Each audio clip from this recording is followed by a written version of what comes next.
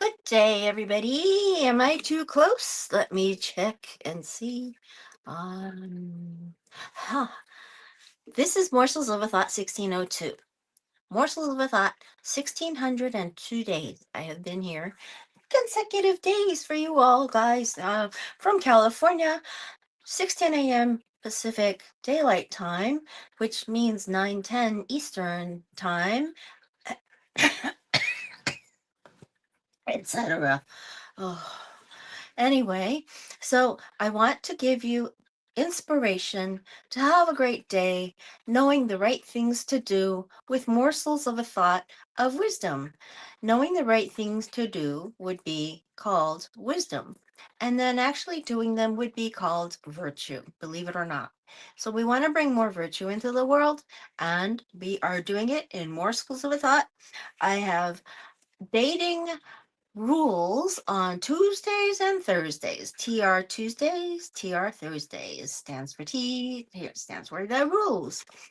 And right now we're in Not Your Mother's Rules, and today I'm going to go into the rules handbook as well, which is over here if I turn myself. We'll get there later.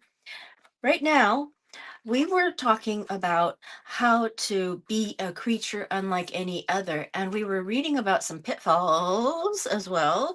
Knowing not what not to do is also a form of wisdom, I'd say. Alexa, a 32-year-old MBA, called us crying after her boyfriend of 3 years walked out. She was up all night reading the rules and hysterical after finding out that she had broken every single one of them.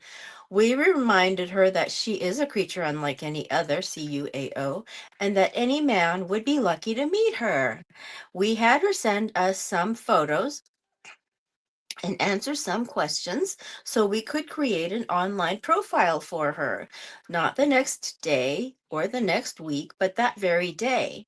Alexa had modeled during college, so we gave her the username SmartXModel32. Smart X Model 32 hyphen there. She received dozens of adoring emails from men in the first few weeks. Well, what man wouldn't want to date a model, former or not? She is now married to a tall, handsome architect on whom she did the rules. Now, some women argue that calling yourself Smart X Model or Pretty MBA in an online ad is slightly arrogant or conceited. Aren't we supposed to be more modest? Absolutely not. If you don't think you're adoring, if you don't think you're amazing, who will? Women, especially those who've had their hearts broken, tend to feel like damaged goods, even if they are pretty and accomplished. So we build them up online. Another client, Morgan, a 40-year-old accountant, was crushed when the guy she was seeing for 6 months told her he had met someone else. When she called us, we told her to go to a singles event so that men could drool over her. One guy she met said, "You are gorgeous. Do you have a boyfriend?" Being open and honest, she said, "No, the guy I was dating just broke up with me." Of course, that was not a CUAO response, and the guy ended the conversation abruptly without asking for her number. He probably thought it was TMI. When Morgan, TMI stands for too much information. When Morgan called us the next day for a consultation, we said, "You are a CUAO. Why would you tell a guy you were dumped?" The next time the guy asked if she had a boyfriend, she said, "I guess I just haven't met the right one." She is now dating a handsome financial planner. Being a CUAO means you don't have to answer every question thrown at you. So if you are 20 years old and a virgin and a guy you just met asks you if you've ever had sex, just say, "I'm not comfortable talking about that now." And if you're 40 and single and a guy asks you why you've never been married, don't say defensively, "I've been engaged twice." Just be light and breezy and say, "I just haven't met the right guy yet." Isn't that great? A CUAO would never put herself down. Now, I am telling you what TMI stands for because it's very popular as too much information in the 90s and 2000s and 220s. But sometimes when you have a video on for long enough, people go, what does that mean? You know? I shouldn't say video, I mean film. A CUAO would never put herself down or act self destructively, even if she feels like a failure in the man department. She is not a doormat. She loves herself. She doesn't cave in to peer pressure, nor does she pressure guys to sleep with her or be with her. She's not an open book. She doesn't blab on dates or overshare on Twitter. She listens more than she talks. She's not jealous or mean spirited, so she would never put down her ex boyfriend to a new guy or write hurtful things on his Facebook wall. A CUAO would also never sleep with her best friend's boyfriend or have a catfight with another girl over a guy. She believes what's hers is hers. A CUAO has too much self esteem to chase guys. She instinctively knows that every guy has a type or look. So whoever likes her will go after her. A CUAO is cool and patient. She waits for guys to make the first move at work, class, a party, or online. She knows deep down that a guy will either notice her or not, so she doesn't try to make anything happen. A CUAO doesn't rationalize non rules behavior online or off. A CUAO is a cyberspace CUAO too. She wouldn't answer a last minute email or text that said, what are you doing in 5 minutes? She's busy. She's also not sarcastic or bad tempered. She would never write back in anger, not spending it with you, or lecture men with, why didn't you ask me sooner? She wouldn't write back at all. To avoid a flurry of exchanges about nothingness, she hits the ignore button if it's a waste of her time. Now, in Morsels of a Thought, we hope that we get morsels of a thought of wisdom to inspire you to have a great day. The reason is that when you know the right things to do, that's a form of wisdom. And when you have pitfalls to avoid, you also have a form of wisdom. Okay, so we're in Not Your Mother's Rules. A CUAO doesn't try too hard or sweat any situation. She is okay with herself, even if she just lost a job or a guy didn't call her. Instead of eating a box of cookies or getting drunk to drown her sorrows, she gets a manicure and pedicure and goes to a speed dating party or updates her profile on JDate when in a relationship. A CUAO doesn't act possessive. She doesn't hang all over her guy in public. She lets him put his arm around her. She lets the guy be the pursuer. She doesn't take that away from him. She lets him take the relationship to the next level since she appreciates that he likes to make the first move in every way. She knows to let him catch her. CUAO isn't needy. She gets attention by not trying to get attention. Creature unlike any other. She doesn't have to be loud or overly funny or super witty. She knows that just being in the room or being online is enough. Now that we've explained what a CUAO's inner beauty is, let's talk about how a CUAO should look, as men are visual and must feel a physical spark in order to pursue a woman. Look like a creature unlike any other. It may be difficult to hear, but we would be lying if we said inner beauty is all that matters. As we have mentioned, most men are obsessed with looks. In other words, most men will not find out how wonderful you are on the inside if they don't like your outsides. Men have a type. Heartthrob actor Leonardo DiCaprio has a weakness for tall, willowy blondes like Blake Lively, Bar Raffaelli, and Giselle Bundchen. New York Yankees third baseman Alex Rodriguez favors cute blondes with killer bodies like Kate Hudson, Cameron Diaz, and Tori Wilson. Dallas Cowboy quarterback Tony Romo also has a thing for beautiful blondes, having dated singers Carrie Underwood and Jessica Simpson. Jessica Simpson before tying the knot with former Miss Missouri Candace Crawford.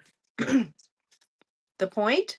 It's a waste of time to chase guys. You may not be their look, so no matter how wonderful you are, they won't be interested.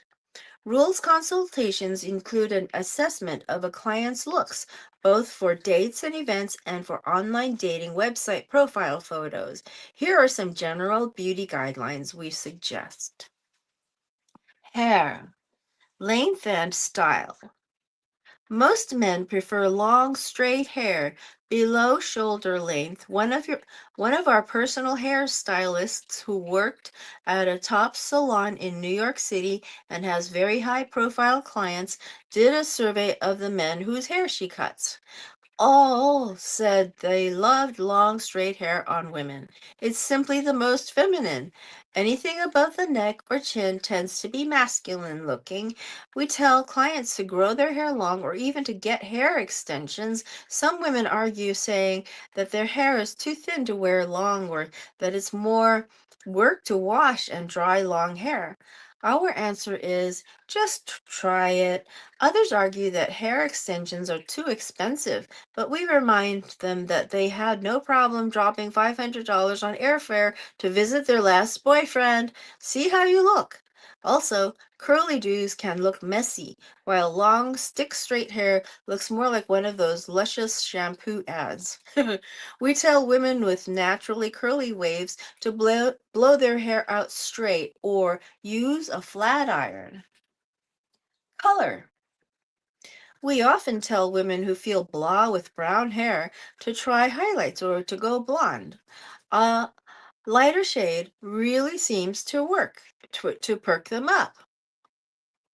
Premature gray hair should be colored immediately, as nothing makes you look or feel older than being silver. Good morning, everyone. Whoever is here, good morning to John Clark and to Colleen Dracos and to Gina Putoff and to Liz Roscantara, Elizabeth Ann, I guess, and Marty Blue. Hair is one of the most Hair is one of the first features a man notices about a woman and should not be ignored or skimped on. Interesting, huh? So if you have thin hair like I do, you can still grow it long. If it's thin and curly, I would suggest just shampooing it and combing it straight while it's still wet. I would do that. I know it goes straighter when you comb it when it's still wet. Makeup. Makeup can be tricky for some women. Either they look pale and unfinished, or conversely, they wear too much and look flashy. Neither is flattering. We tell most of our clients to go to the makeup counter of their favorite brand at a local department store and ask for a day look and a night look, as well as instructions on how to recreate both themselves.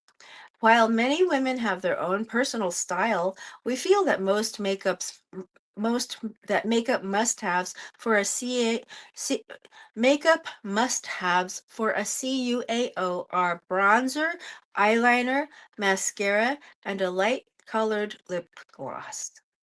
She's absolutely right. They are absolutely right. This stunning look makes a guy's attention go to the eyes and cheekbones. A tan or bronzer makes you look like you just got back from St. Bart's. After the makeover, we tell them to have photos taken to use in their online profiles. Plastic surgery. Much has been written on this topic, pro and con, and our feeling is that it is up to each woman to decide for herself. While we certainly don't advocate unwarranted surgery, we believe it is important for a woman to feel confident about her looks, and we acknowledge that this sometimes requires more than makeup.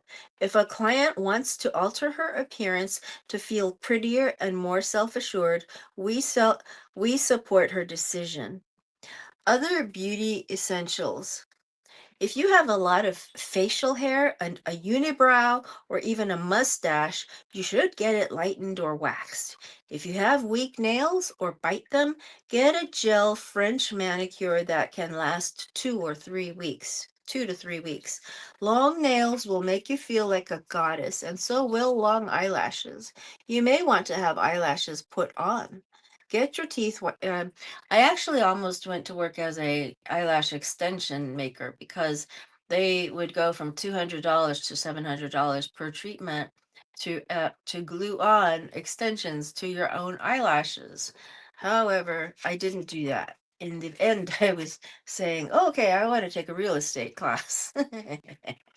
Morsels of a thought of wisdom here is 1602 today are for us to know some things to do and things not to do. Morsels of a thought of wisdom. Wisdom is knowing the right thing to do, and then actually doing it is called virtue. So Tuesdays and Thursdays, I go through dating rules by Ellen Fein and Sherrie Schneider. Goodness gracious, they are the best. They know so much. You have no idea. Anyway, so back to other beauty essentials. You may want to have eyelashes put on. Get your teeth whitened, especially if they are yellow or stained from coffee or cigarettes. Wear contact lenses. Try blue and green shades instead of glasses. Yes, being a CUAO is work, but as Mae West famously said, there are no ugly women, only lazy ones. And the rules daughters come in with a bit of their input as well. Let's see. Hold on a second. They talk more about clothing and accessories. I'm gonna save this part for later, and I want to go next to the rules handbook because I wanted to read a little bit about what happens after the X because most of us have dated before. If we're older, if we're over 40, we have mostly dated before, and sometimes we've got an ex that really put us into our place in a way that we didn't like afterwards, you know? After the X, the Rules Weekly Pep Talk in the Rules Handbook, a guide to creating loving and lasting relationships by Ellen Fein and Sherrie Schneider. They wrote all these books and more as well. I don't put them all up at the same time because it's too confusing for people, but you can see you can love again, and there is hope to find another love of your life after Mr. Right becomes your ex. Some people can get through the 5 stages of grief, denial, anger, bargaining, depression, and finally acceptance in a week, while others take much longer. Allow yourself to mourn the loss of the person and all the lost hopes and goals you dreamed to have with them. Part of the mourning process is letting go. Part of that struggle may be to let go of gifts, personal items, or other belongings you shared. If you look at your stuff that he bought, it just makes you mad. I gave, I've mentioned this before that I gave away something like a shoe holder that hangs in the closet. And I was walking it down to the place where we put our donation things and donations. And this neighbor of mine was walking along and he said, Are you giving that away? And I said, Yes. And he said, It looks expensive. And I said, Well, every time I look at it, it reminds me of my ex, and I don't want to be thinking about my ex. And he laughed so hard and he took it. So it goes to people who want them. And similar to everyone who seems to be cleaning out their closets and drawers and other clutter, thanks to Marie Kondo, author of The Life-Changing Magic of Tidying Up, consider what to do about relationship clutter. Are you holding on to your ex's cards, gifts, letters, emails, DVDs, restaurant matchbooks, college sweatshirt, and other mementos? Don't! That's keeping your romantic partner present in your life. Throw everything out so you have a clean break, out of sight, out of mind. This week, Focus on decluttering your ex in every way and stop talking about him so you can make room for a new Mr. Right. I had this really terrible breakup one time after I had taken a plane and the guy had given me a fake address. Oh my God. I didn't care about the money. I cared about the slam on my name, a slam on my reputation. I was talking about it to my friends and saying how mad I was at Kevin. And then they said, don't talk about Kevin anymore. And then I said, well, he did this. And then they said, don't talk about him anymore. And then I would go talk about something else and then come back to, I wish I hadn't learned how to do this from Kevin because now I feel like I think of him all. Don't talk about Kevin. Yeah, okay. And then eventually I saw him crossing the street while I was driving my car.